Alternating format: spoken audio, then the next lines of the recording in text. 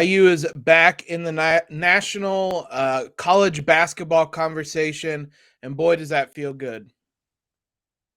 You are Locked On Hoosiers, your daily podcast on the Indiana Hoosiers. Part of the Locked On Podcast Network, your team every day.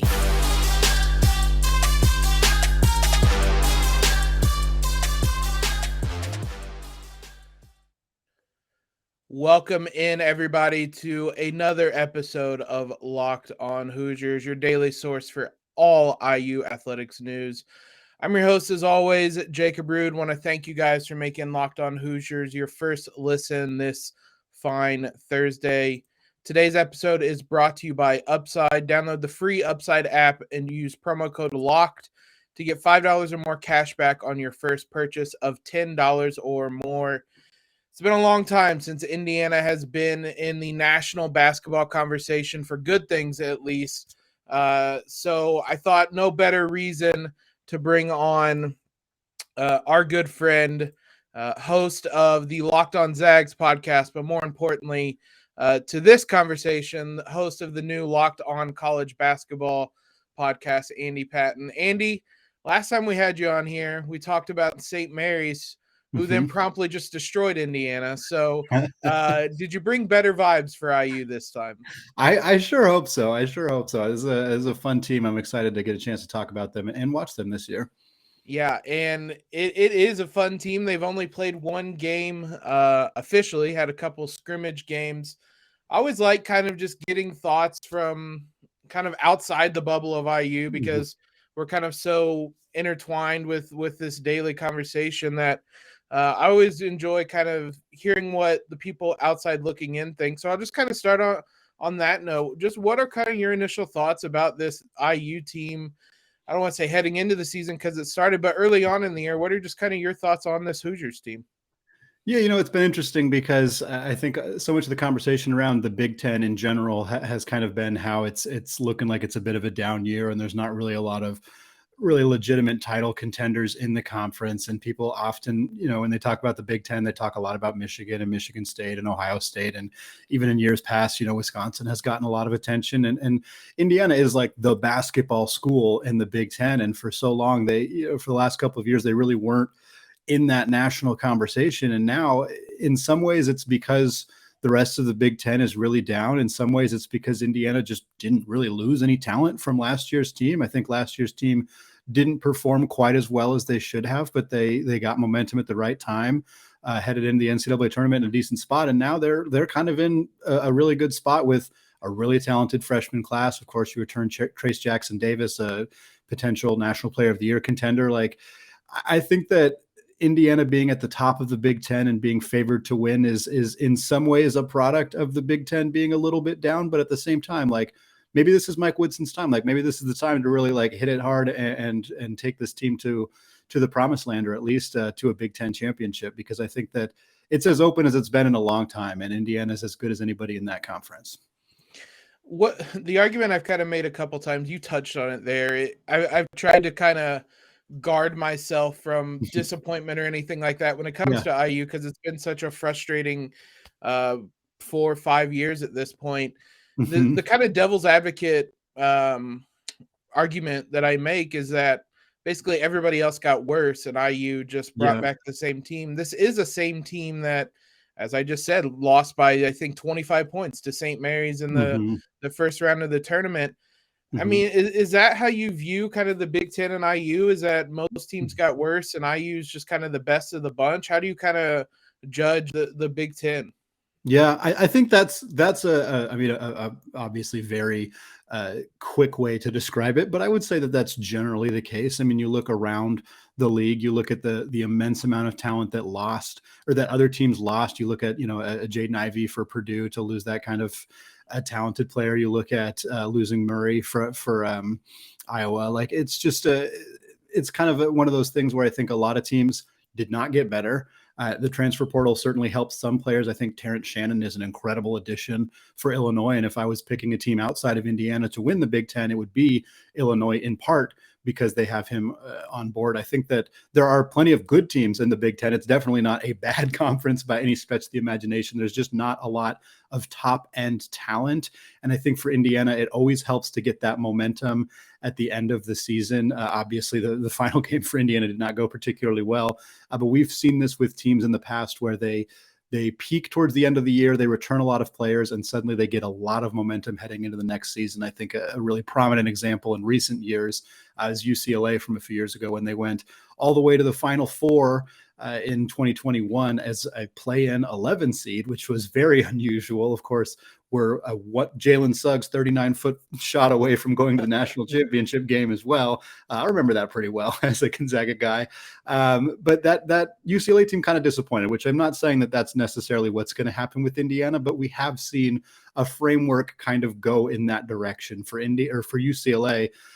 Part of the excitement about that team was that they added a high-profile freshman in Peyton Watson, along with the team that was basically the same as the team before.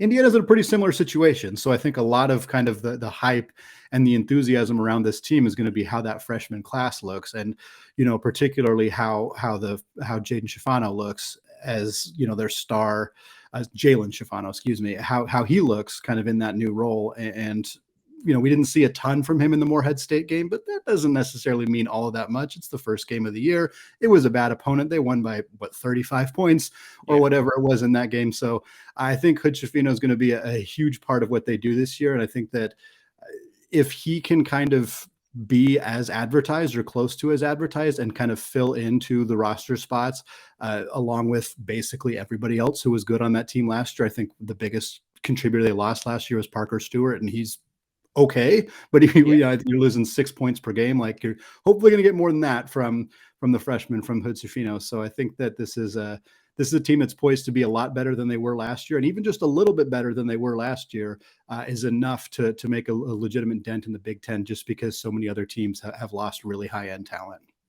Yeah, through one game, it's Hood Schifino, Malik Renew, both that freshman class that looked to be really impressive. And that's really the difference in this team from last year, because basically everybody else in the rotation was a part of this team. So you're kind of turning to those two guys to raise the ceiling.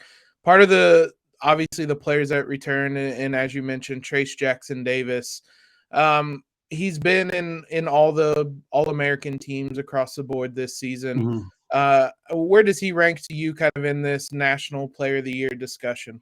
Yeah, it's so. I think there's like 7 or 8 guys that I think really contend for like the top 5 spots, and he's absolutely in that conversation. There's so few guards that are in that conversation. They seem to be so dominated by post players, and there's a pretty obvious reasons for that, and most notably the NBA's kind of lack of interest in really, really good low post dominant scoring big men who don't really stretch the floor all that well. And you look at Drew Timme, you look at Oscar Tshiebwe, you look at Armando Bacot, you look at Trayce Jackson-Davis, all of them kind of have a pretty similar profile as low post scorers, great rebounders, guys who don't really stretch the floor offensively. You can toss Hunter Dickinson from Michigan into that conversation as well. And I think those are the top 5 bigs. And I think, Marcus Sasser from Houston is squarely in that conversation as well. Jaime Jaquez from UCLA, right in that conversation too. So I think that's kind of the 7 that I'm really leaning on for that kind of All-American group. I think TJD can absolutely be in that conversation if Indiana wins the Big Ten and Trayce Jackson-Davis performs anywhere close to what Trayce Jackson-Davis can do, the 18-8 that he put together last year. If he's around that and they win the Big Ten, it's really hard for me to not imagine that he is at least an All-American, likely an All-American first teamer, and in that conversation. I think Tshiebwe and Timme are ahead of the pack right now in terms of the National Player of the Year conversation. They're going to get a chance to play against each other. Whoever wins that game and has a better game is going to be the front runner for a while, I think, but that doesn't mean that they can't be unseated. And certainly the best player in the Big Ten is almost always going to be in that conversation. And TJD has, outside of him and Dickinson, has clearly a case to be the best player in the Big Ten. Yeah, and he's going to get a chance to go up against a lot of these guys that are going to be in those conversations. Dickinson, he's going to get a couple shots at this year. Armando Bacot at North Carolina, he's going to get a chance at. And then just getting to play Arizona, Kansas in the non-conference slate. He's going to be on the national conversation on TVs across the country, which there's some value to that, some name recognition that plays into that as well. So it's going to be fascinating to see where he kind of finishes up and how he sizes up against some of these other top players in the country. I want to talk national title contenders and where Indiana ranks in that. Before we do, let's talk about today's sponsor, Upside. Inflation has us all thinking about different ways to cut back, whether it's driving less, dining less, or buying less from the grocery store. We can all agree there's nothing fun about less. That's why we started using Upside. Upside's an incredible app for anyone who buys gas, groceries, or dines out.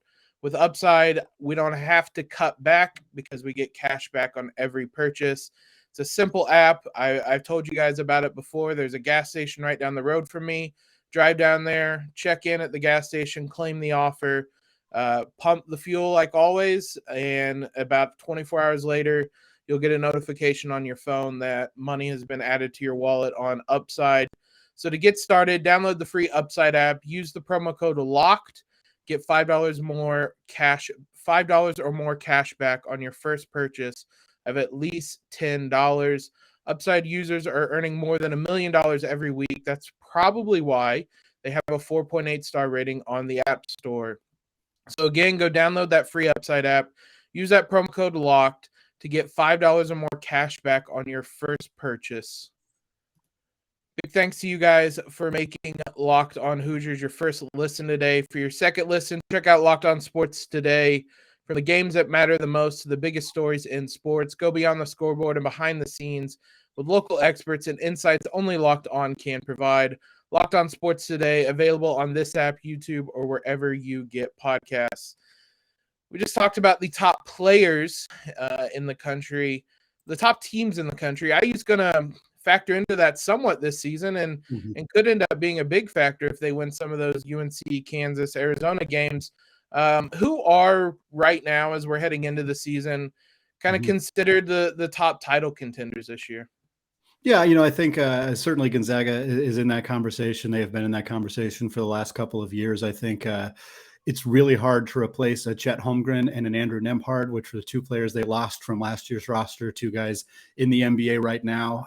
And I think the Zags have done a good job of replacing those players, but they have some holes on the roster. Rim protection is going to be an issue for them.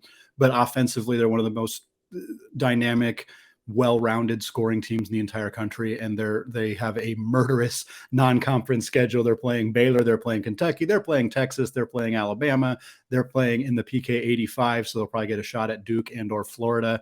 It's a really, really challenging schedule for them in the non-conference. Certainly North Carolina and Kansas, your two teams in the national championship last year, they're both going to be back and right in that conversation as well. For North Carolina to return 4 starters and then add Pete Nance from Northwestern, who averaged 14 points per game last year, that makes them really, really dangerous. Kansas and Kentucky are always in this conversation every single year, and that is not going to change for this season as well. And then I think really the only other two teams, really the next team is definitely Baylor. Scott Drew has done such an incredible job with that program. And Keontae George is my pick for freshman of the year over Nick Smith at Arkansas. I think Keontae George is just such a dynamic player. He can do a little bit of everything, and he's such a perfect fit for what Scott Drew likes to do with his guards. The same thing that really killed Gonzaga in that national championship game a few years ago. Keontae George fits that perfectly for the Bears. So those are kind of the teams right there. There's certainly some other teams kind of on the fringes. I think Arizona could be a team that contends. Creighton is a team that got a lot of hype in the preseason. They didn't look super great in their first game, which is something to monitor, but they have a lot of experience returning on that roster. So I think they're going to be in that conversation too. And Indiana is in this conversation. I think they're less proven than a lot of the other teams in the sense that, yes, they're returning a lot of players, but they're returning a lot of players from a team that went 9-11 in the Big Ten last year. So that's kind of where the freshmen really need to step up. And there's no indication that they won't, but I think that's a huge part of their potential success this year. And then kind of the last element is really the outside shooting and where that's going to come from. And are they going to be able to consistently knock down open shots? You mentioned Kentucky. You mentioned the entire non-conference schedule for Indiana. I mean, Yeah. North Carolina's in there, Kansas is in there, Arizona's in there. Xavier's even a team kind of on the border of top 25. They go to Xavier next week. IU's going to have its chances to prove itself. I do want to briefly just mention, because you mentioned Kentucky, and Mike Woodson again talked about the IU Kentucky series on Wednesday. He said, Cal and I are very good friends. We've been very good friends for many years. My thing is, I can't say a whole lot until there's a contract inked, but yes, I would love to see the game back in play. I know he's for it, and I'm for it too. That would be another team that IU could regularly kind of stack itself up against. But you kind of mentioned what my next question was going to be, and how does IU get into this national title conversation? Is it just kind of as simple as prove it against these Kansas's, UNC's, Arizona's, that kind of stretch they have? Do they just basically have to prove that they belong up there in those stretch of games? You know what I think is interesting about teams in conferences like the Big Ten, the Big 12, especially compared to, my fandom as a Gonzaga fan, and what Gonzaga needs to do to really stay in the national conversation, which they've done very successfully, is really you got to win those non-conference games. For Gonzaga, they have to. For a program like Indiana in the Big Ten, they don't necessarily have to. Now, if Indiana gets smoked by Arizona, gets smoked by Kansas, gets smoked by North Carolina, and is like not competitive in any of those games, I don't think that's particularly likely. But if that were to happen, yeah, it's going to be tough to make that up. Even if you do well in the Big Ten, that's going to sting. It's probably going to further the narrative that the Big Ten is down rather than furthering a narrative about Indiana specifically. But I do think for Indiana, those games, especially with how early some of them are, is going to be a really nice test. Again, because they return so many players, most of these guys have played together and have gone through the gauntlet of the Big Ten already, but the freshmen haven't. And so for them to get a chance to play against some of these really good teams early in the year, that prepares them to be ready for when late December hits, when the Big Ten season starts, and they got Michigan and Michigan State and Wisconsin and et cetera every single week. I think those games are less about showcasing the upside for Indiana and more about how can we get our team ready to gel so that we are peaking. Because again, a team like Indiana can peak later in the year. They can peak in March. They can peak in February. It takes winning a couple of games in the Big Ten tournament, and that can boost you 1, 2, even more potentially lines on the seed for the NCAA tournament, just because, the teams you got to beat to get through the Big Ten tournament championship, it's different than who Gonzaga's got to beat. Let's put it that way, and so it creates a situation where for Power 5 programs, especially in Big 10, Big 12, the ability to kind of just peak at the right time is really helpful. And I think kudos to Mike Woodson for putting together a tremendously challenging schedule. And I think it timed out well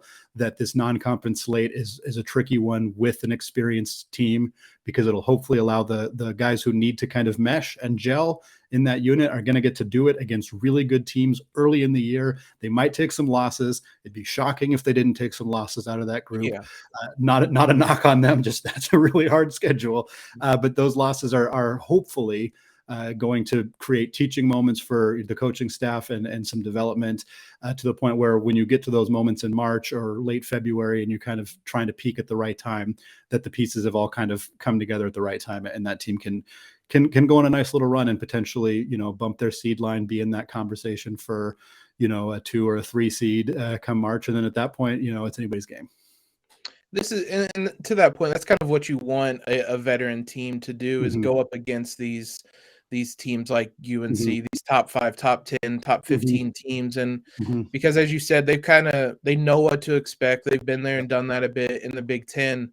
The next challenge is to do it against the best of the best. And the hope being that, that kind of pays off down the road and you start peaking at the right time and you get into the tournament and you're familiar playing teams that are that good, that quality, and hopefully pays off in a run in the NCAA tournament.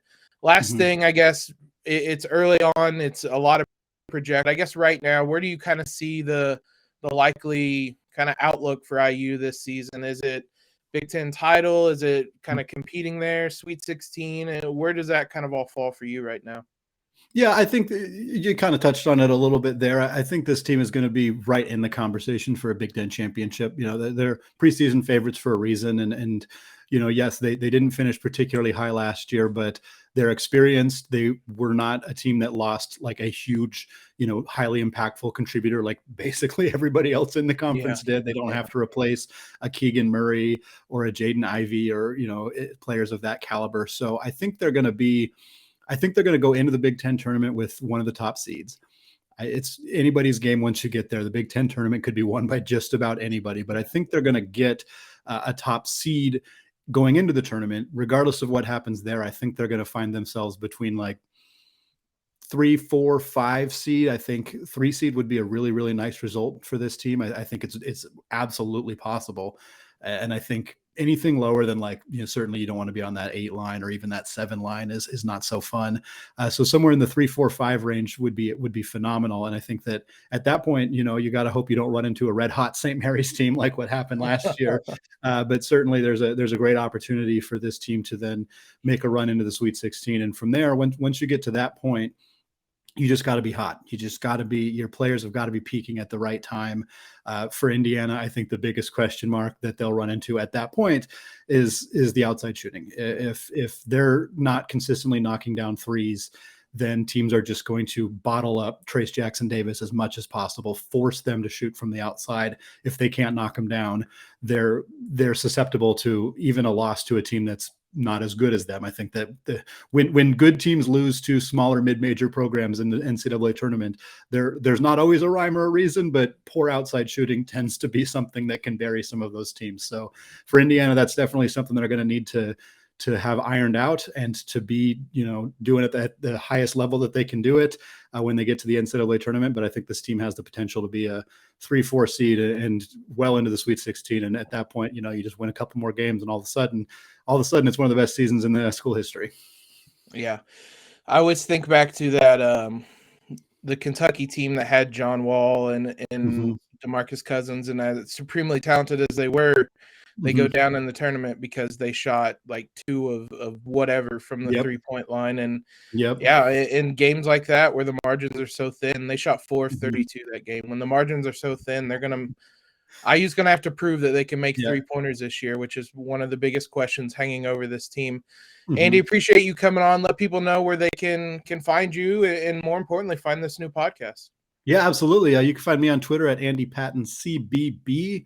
The Locked On College Basketball Podcast doesn't have socials yet. We're still working on that, but you can find the feed on any platform that you get podcasts. They also have a YouTube channel, so just search Locked On College Basketball. Find it on YouTube. Hit that subscribe button. Got tons of great content coming out there. 5 days a week podcast.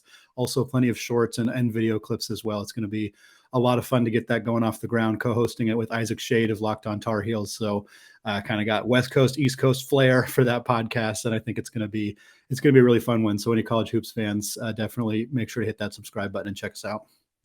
No bias in that one, West Coast and East Coast in that. So be sure to check that out, guys. We've had Isaac on here as well. 2 great hosts for that show. We'll be back here in a moment, or I will, to preview tonight's game for Indiana. Before we preview tonight's game, though, let's talk about one of our other sponsors today, betonline.net. They are your number one source for sports betting info, stats, news, and analysis. If you guys are feeling frisky, you want to bet on the IU football game this weekend, it is a gargantuan spread. It is IU as a 40.5-point underdog.